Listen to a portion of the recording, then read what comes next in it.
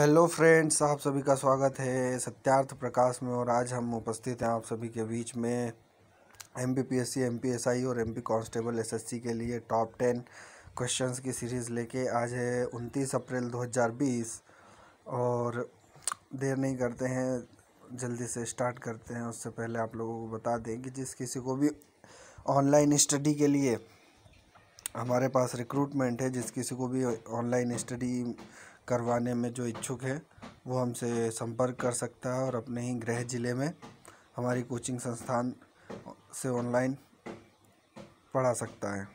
ठीक है, तो जिस किसी को भी आवश्यकता हो कहे, और ऑफलाइन के लिए भी अगर कोई टीचर पढ़ाना चाहता है तो वो भी संपर्क कर सकता है। स्टार्ट करते हैं। क्वेश्चन नंबर 1, गरुड़ किस वंश का राजकीय चिन्ह था? Garuda was the official symbol of which dynasty? तो देखिए, गरुड़ जो था वो गुप्त वंश का राजकीय चिन्ह था। गुप्त वंश, गुप्त डायनेस्टी, जिसकी स्थापना श्रीगुप्त, ये याद रखना आपको, इसके बारे में अलग फैक्ट है गुप्त वंश के बारे में ही। इस सीरीज़ का फ़ायदा यही है कि ये केवल आपको 10 क्वेश्चन नहीं करवाता 10 के साथ, और 10 या 20 क्वेश्चन अलग से भी करवाते हैं। तो गुप्त वंश का राजकीय चिन्ह था गरुड़, और गुप्त वंश की स्थापना की थी श्रीगुप्त ने लगभग 119 AD के आसपास। AD का मीन्स क्या होता है? एनो डोमिनी, मतलब ईसा के बाद। तो गुप्त वंश का राजकीय चिन्ह क्या था? गरुड़। ठीक है, गरुड़ ये पता कैसे चला? तो ये सागर के पास, सागर जिले के पास जो एरन नाम का स्थान है, एरन मोस्ट इम्पॉर्टेंट है MPPSC के लिए। एरन नाम का स्थान है, यहाँ से कुछ सिक्के मिले थे। ठीक है, ये सिक्के किस वंश के थे?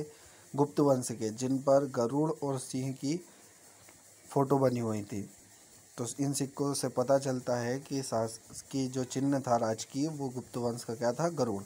ठीक है, क्वेश्चन नंबर 2, मध्य प्रदेश के किस स्थान को मगध की दूसरी राजधानी बनाया गया था?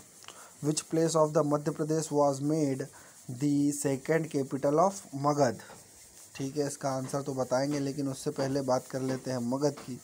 तो मगध जो है वो भारत में फैले हुए 16 महाजनपदों में से एक था। ठीक है, और मगध की स्थापना किसने की थी? तो मगध की स्थापना की थी बिंबिसार ने। बिंबिसार, ठीक है, बिंबिसार ने की थी। जो कौन से वंश से था? हर्यक वंश से। ये आपके लिए मोस्ट इम्पॉर्टेंट होना चाहिए, इस फैक्ट याद रखना चाहिए। बिंबिसार ने की थी, हर्यक वंश से संबंधित था। हर्यक वंश के बाद वहाँ पे शिशुनाग वंश आया, शिशुनाग वंश के बाद नंद वंश आया, उसके बाद मौर्य वंश आया। तो इस प्रकार से मगध चलता रहा। मगध की सबसे पहली राजधानी की बात करें तो वो थी राजगृह। राजगृह जिसको गिरिब्रज भी बोलते हैं।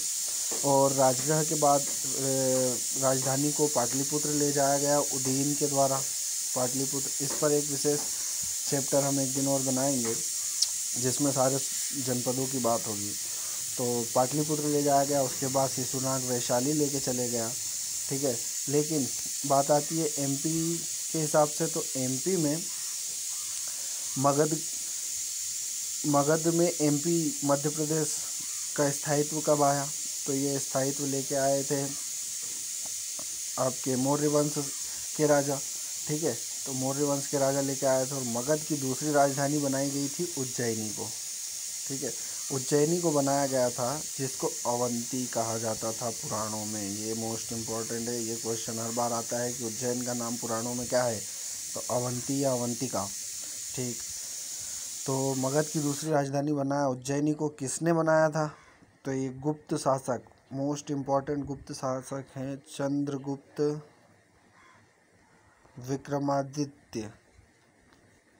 ठीक है, चंद्रगुप्त विक्रमादित्य द्वितीय, इनके द्वारा बनाया गया था उज्जैनी को अपनी राजधानी, मगध की दूसरी राजधानी। ठीक है, तो ये मोस्ट इम्पॉर्टेंट क्वेश्चन है। मगध की दूसरी राजधानी थी उज्जैनी।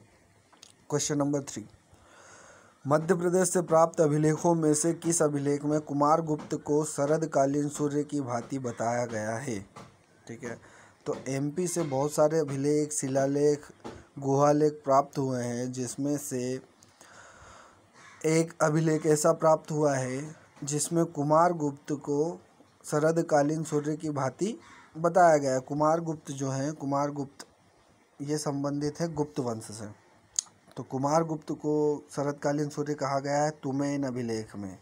तुमैन अभिलेख, तुमैन एक जगह का नाम है और ये कहाँ है, ये गुना में। ये आपको याद रखना है। तुमैन किस जिले में पड़ता है, गुना जिले में। गुना जिले के तुमैन अभिलेख में कुमार गुप्त को बताया गया है शरदकालीन सूर्य की भांति। ओके, इतने फैक्ट ठीक है। इसके बाद चलते हैं हम आगे। परमार वंश की स्थापना किस शासक ने की थी? परमार वंश मोस्ट इम्पॉर्टेंट क्वेश्चन है। Which ruler founded the Parmar dynasty? तो देखिए, परमार वंश से संबंधित राजा सभी हैं। राजा भोज भी हैं, राजा मुंज भी हैं, राजा हर्ष भी हैं, किंतु इन तीनों ने इसकी स्थापना नहीं की थी। इसकी स्थापना की थी उपेंद्र ने। ठीक है, वास्तविक संस्थापक जो थे परमार वंश के वो थे राजा उपेंद्र। और परमार वंश के सबसे प्रसिद्ध शासक थे राजा भोज। ठीक है, जिन्होंने भोपाल की स्थापना की और भोपाल के पास ही एक भोजशाला बनाई। ठीक, और तालाब का निर्माण भी करवाया था और इनको कविराज की उपाधि भी धारण की गई थी इनके द्वारा।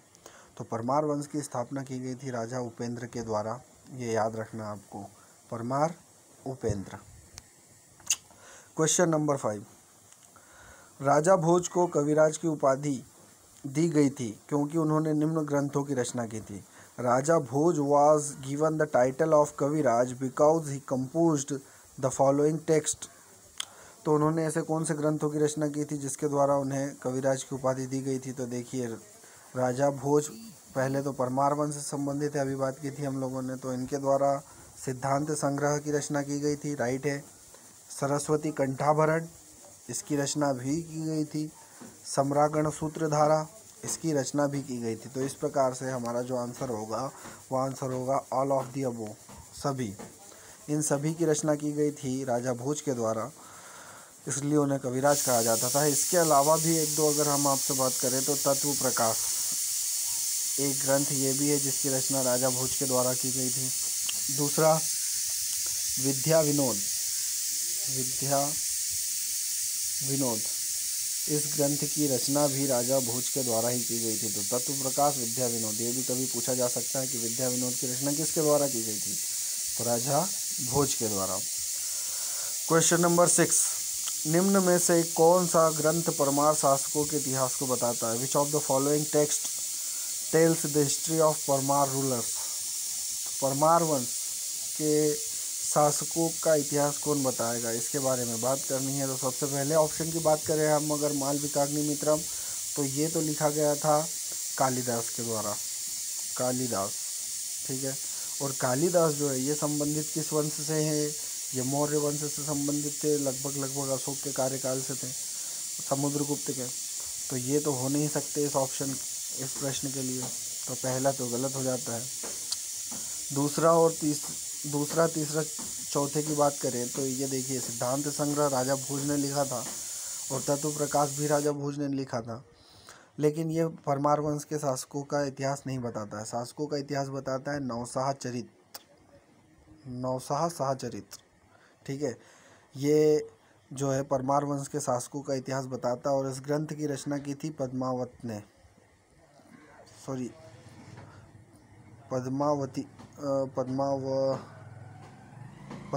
कवि का नाम ही है एक। ठीक है, और ये पद्मावत जायसी पद्मावत नहीं है। ठीक है, पद्मावत के द्वारा की गई थी। तो क्वेश्चन नंबर 6 का राइट ऑप्शन होगा नौशाह साहचरित। इसमें परमार शासकों का इतिहास बताया गया है। Question number 7। मध्य प्रदेश के राजा व उनके वंश से संबंधित कौन सा जोड़ा गलत है? Which pair related to the king of MP and his clan is wrong? तो पहला है राजा मानसिंह तोमर वंश, राजा मानसिंह तोमर डायनेस्टी। तो ये तो राइट है, राजा मानसिंह तोमर डायनेस्टी से संबंधित है जो कि ग्वालियर पे राज करते थे, ग्वालियर। ठीक है, तो पहला तो सही है, इसमें कोई दिक्कत नहीं है। ऑप्शन नंबर 2 की बात करें कोकल कलचुरी, तो कोकल कलचुरी वंश का संस्थापक ही कोकल्य था। ठीक है, कोकल। कलचुरी वंश का संस्थापक था कोकल, तो ये भी सही है। और कलचुरी वंश कहाँ पे शासन करते थे? तो जबलपुर के पास आप लोगों ने एक नाम सुना होगा, त्रिपुरी। जबलपुर के पास एक नाम सुना होगा, त्रिपुरी। यहाँ पे शासन था कलचुरियों का, और इसका संस्थापक कौन था? कोकल। ऑप्शन नंबर 2 की बात करें, यशोवर्मन चंदेल वंश, तो ये भी राइट है। यशोवर्मन चंदेल वंश से संबंधित है। और चंदेल वंश का शासक कहाँ था? खजुराहो पे। खजुराहो के जो प्रसिद्ध मंदिर है वो किन्होंने बनाए थे? चंदेलों ने ही बनाए थे 1000 ईस्वी के आसपास। तो ये तीनों ऑप्शन जब राइट है हमारे, ये तीनों, तो इसका तात्पर्य हुआ कि ऑप्शन नंबर 4 रॉन्ग है। धंग परमार वंश, ये गलत ऑप्शन है। ठीक है, तो हमारा जो हमको बताना यही था कौन सा जोड़ा गलत है, तो गलत है धंग परमार वंश। धंग जो है वो परमार वंश से संबंधित नहीं है, धंग जो है वो चंदेल वंश से संबंधित है। धंग चंदेल वंश से संबंधित है। ठीक है, राजा धंग ने चंदेल वंश की स्थापना की थी, तो धंग परमार वंश संबंधित नहीं है। ठीक है, और अगर आपसे बात करें परमार वंश, तो परमार वंश किस क्षेत्र से संबंधित है? धार जिले से संबंधित है ये। प्रश्न क्रमांक 8, त्रिपुरी किस वंश की राजधानी थी? Tripuri was the capital of which dynasty? तो त्रिपुरी जो थी, अभी आपसे बात की थी, परमार वंश की राजधानी अगर हम बात करें तो ये धार में शासन करते थे। चंदेलों की बात करें, खजुराहो में शासन करते थे।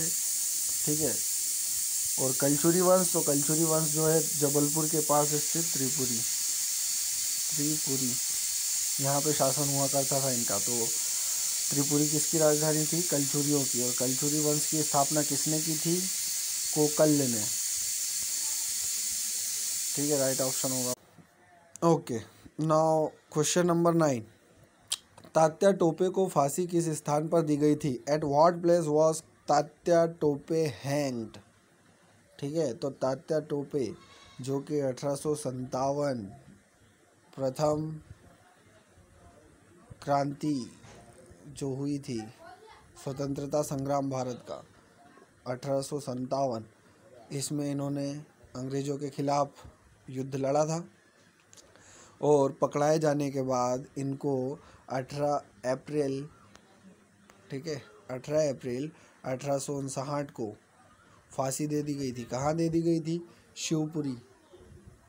शिवपुरी एमपी में एक ज़िला है शिवपुरी में इनको एक पेड़ पर भरी सभा में या लोगों को इकट्ठा करके उनके सामने एक पेड़ पर लटकाकर फांसी दे दी गई थी।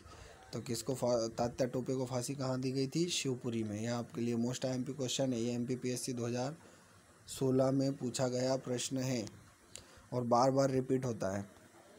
क्वेश्चन नंबर 10, 1930 टूरिया जंगल सत्याग्रह का नेतृत्व किसने किया था? हु लेड द 1930 टूरिया जंगल सत्याग्रह? तो बात कर लेते हैं हम टूरिया जंगल सत्याग्रह की। तो 1930 में महात्मा गांधी के आह्वान पर बैतूल में, टूरिया एक जगह का नाम है जो कहाँ है? बैतूल में है, MP के। तो बैतूल में आदिवासियों ने जंगल सत्याग्रह की शुरुआत की, और जिसका नेतृत्व किसने किया था? इसका नेतृत्व किया था गंजन सिंह कोरकू, एक महानायक है आदिवासी समाज के, जिन्होंने अंग्रेज़ों के खिलाफ बगावत की थी। और गंजन सिंह कोरकू ने 1930 में टूरिया जंगल सत्याग्रह का नेतृत्व किया था। तो इस प्रकार से हमारे यहाँ पे टॉप 10 MPPSC क्वेश्चंस समाप्त होते हैं। आशा करते हैं आप लोगों को ये सब अच्छे लगे होंगे, इसलिए थैंक्स। और लाइक, शेयर और सब्सक्राइब करें, ये तो नहीं कहूँगा, आपको जैसा लगता है वैसा करें, लेकिन सब्सक्राइब कर लें। लाइक भले ना करें लेकिन सब्सक्राइब कर लें। ठीक है, और कल मिलते हैं।